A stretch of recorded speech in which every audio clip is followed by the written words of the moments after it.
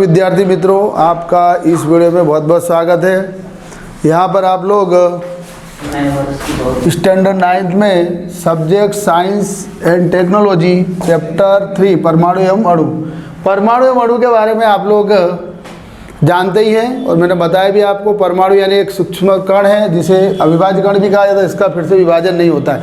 अभी परमाणु के ही बारे में सीखना है। उसका आज परमाणु के द्रव्यमान के बारे में सीखना आपको। परमाणु द्रव्यमान क्या होगा, उसके बाद पहले आपने परमाणु की परिभाषा और परमाणु तत्व के जो छोटा सा छोटा कण है उसे परमाणु कहते थे सीखा। तो आप परमाणु द्रव्यमान के बारे में आज सीखेंगे। टिप्पणी सीखनी है उसके बारे में, परमाणु द्रव्यमान पर टिप्पणी लिखी है। तो डाल्टन का जो परमाणु सिद्धांत था तो मैंने आपको इसके पहले बता दिया। तो डाल्टन ने क्या कहा, उसके मत अनुसार प्रत्येक तत्व, जो भी तत्व है वो लाक्षणिक यानी उसके लक्षण का पारिमाणिक द्रव्यमान रखता है। उसके जो लक्षण है वो उसके जो परमाणु का जो द्रव्यमान होता है वो रखता है। इस तरह से फिर से समझ सकते हो। डाल्टन के मतानुसार प्रत्येक तत्व, जो भी तत्व ले लो, हाइड्रोजन ऑक्सीजन तत्व लो, लाक्षणिक पारिमाणिक द्रव्यमान रखता है। मतलब उसका एक पारिमाणिक यानी परमाणु है वो द्रव्यमान रखता है। उसका कुछ ना कुछ उसका एक लक्षण होता है द्रव्यमान का, इसलिए कहेंगे लाक्षणिक पारिमाणिक द्रव्यमान रखता है। इस तरह से समझा जाएगा। तो यहाँ पर अति सूक्ष्म द्रव्यमान रखने वाले, अति सूक्ष्म यानी जिसे बहुत छोटा से छोटा कर दिया जाए, उससे भी छोटा ना कर दिया जाए, उसे बोलते हैं अति सूक्ष्म। यानी वो देखने में भी बहुत प्रॉब्लम खड़ी करे, इस तरह के अति सूक्ष्म द्रव्यमान रखने वाले परमाणु द्रव्यमान निश्चित करना अधिक कठिन होता है। उसका जो द्रव्य इतना छोटा होता है कि उसका द्रव्यमान निश्चित करना बहुत कठिन हो जाता है। उसके लिए क्या करना है, फिर यहाँ देखेंगे आप लोग, रासायनिक संयोजनीकरण। यानी रासायनिक संयोजनीकरण यानी दो पदार्थों को मिलाकर रासायनिक प्रक्रिया के द्वारा जो संयोजन होता है उसे रासायनिक संयोजनीकरण कहते हैं। के नियमों का उपयोग द्वारा, उसके नियमों का उपयोग द्वारा उत्पन्न यौगिक, उससे जो यौगिक उत्पन्न होते हैं, सापेक्ष द्रव्यमान निश्चित करता है। मतलब सापेक्ष यानी किसी न किसी के सापेक्ष जो द्रव्यमान उत्पन्न करता है। इस तरह से फिर से समझ लेंगे। रासायनिक संयोजनीकरण, रासायनिक संयोजनीकरण यानी दो पदार्थ तत्व वगैरह को मिलाकर रासायनिक अभिक्रिया के द्वारा संयोजन किया जाए, मिलाया जाए, उसे बोलते हैं रासायनिक संयोजनीकरण के नियमों का उपयोग करके उस द्वारा उत्पन्न यौगिक, उससे जो यौगिक उत्पन्न होते हैं, उससे दो पदार्थ या दो तत्वों को मिलाओगे तो यौगिक उत्पन्न होगा, द्वारा सापेक्ष द्रव्यमान निश्चित किया जाता है। एक द्रव्यमान उसका पता लगाया जा सकता है, निश्चित किया जा सकता है। इस तरह से समझेंगे आप लोग। प्रारंभ में परमाणु द्रव्यमान के मात्रक को संक्षेप में, परमाणु द्रव्यमान का मात्रक यानी किसी भी लंबाई चौड़ाई वगैरह को आप दर्शाते हो तो उसके पीछे एक मात्रक लगाते हो। बोलोगे लंबाई 12 मीटर है या 12 सेंटीमीटर, इस तरह आप कहोगे, एक मात्रक हो गया। या फिर लिखोगे 12 रुपये, 10 रुपये, इस तरह से कुछ कहोगे। तो कोई के पीछे भी आपको मात्रक लगाना पड़ता है, उससे आपको पता चलता है कि ये वस्तु का क्या दर्शाता है। अगर आप 12 रुपये लेते तो आप समझेंगे कि 12 रुपये का 12 रुपये है, इस तरह से आप समझोगे। 10 की नोट है तो 10 रुपये लिखोगे, इस तरह से उस पर 10 रुपये लिखा जाता है। तो यहाँ पर इसी तरह परमाणु द्रव्यमान मात्रक को यानी इसको दर्शाने के लिए संक्षेप में AMU, स्मॉल अक्षरों में लिखना है अंग्रेजी में AMU। ए का पहला अक्षर उसका नाम होता है एटॉमिक,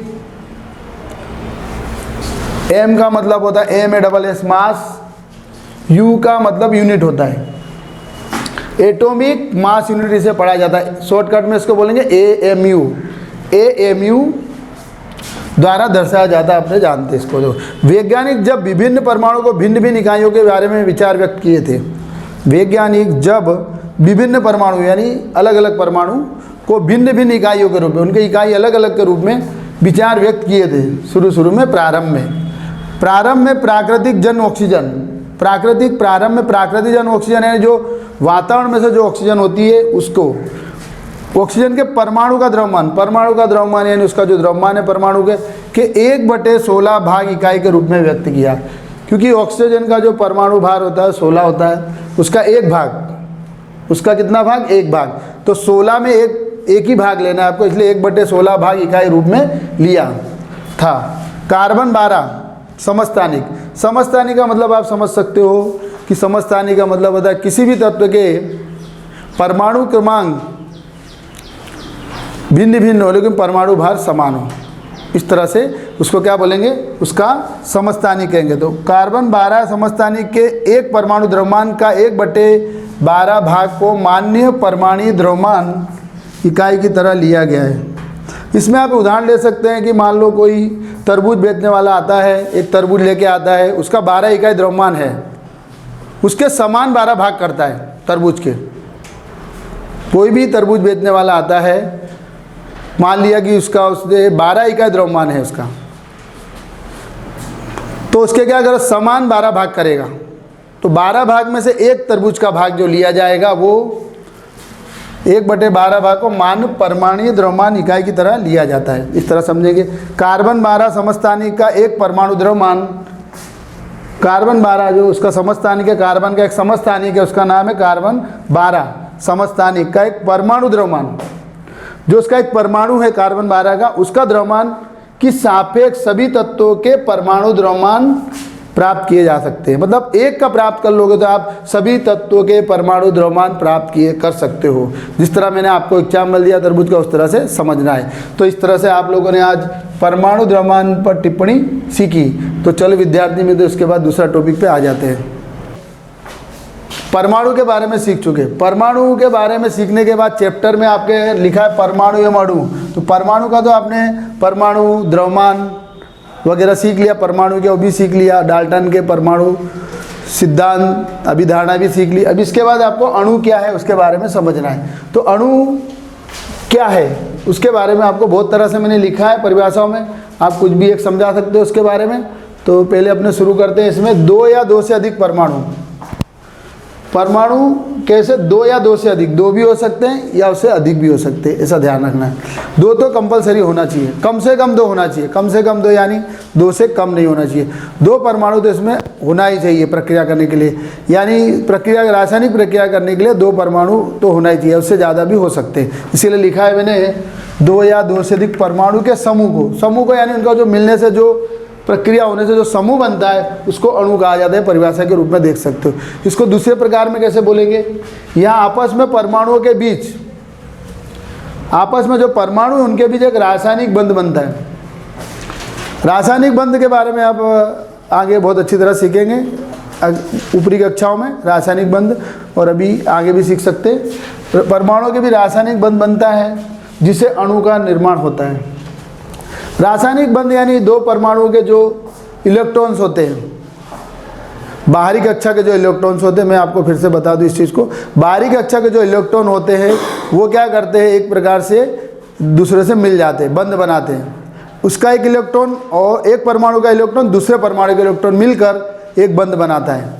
इस तरह 2 इलेक्ट्रॉन होना चाहिए, साझेदारी होना चाहिए 2 इलेक्ट्रॉन की। एक परमाणु का एक इलेक्ट्रॉन दूसरे परमाणु का एक इलेक्ट्रॉन मिलकर जो साझेदारी करके जो भी बंध बनाता है उसे रासायनिक बंध कह सकते हैं आप लोग। इस तरह से इसे समझना है, जिससे एक अणु का निर्माण हो जाता है। अथवा इसको ऐसे भी कह सकते हैं, परस्पर आकर्षण बल द्वारा कसकर जुड़े होते हैं, मतलब एक आकर्षण बल से, क्योंकि उनके इलेक्ट्रॉन क्या है, एक दूसरे को अपने मजबूत बंध से जकड़ लेते हैं, यानी जुड़े होते हैं, उस तरह से कहेंगे। तो फिर एक और भी बात को समझ सकते, एक ही तत्व के परमाणु, ऐसा जरूरी नहीं है एक ही तत्व के परमाणु भी हो सकते हैं, भिन्न तत्व के भी हो सकते हैं, एक ही तत्व के परमाणु सहयोग करके अणु निर्मित करते हैं, ऐसा भी कहेंगे। तो इसमें एक अपने एग्जाम्पल ले लेते, उदाहरण ले लेते। इसमें ऑक्सीजन ले लिया है, ऑक्सीजन परमाणु प्लस ऑक्सीजन परमाणु गिव्स यानी मिलता है, O2 लिखा है यानी O के साथ 2 लिखा है, द्विपरमाणु ऑक्सीजन अणु कहा जाएगा।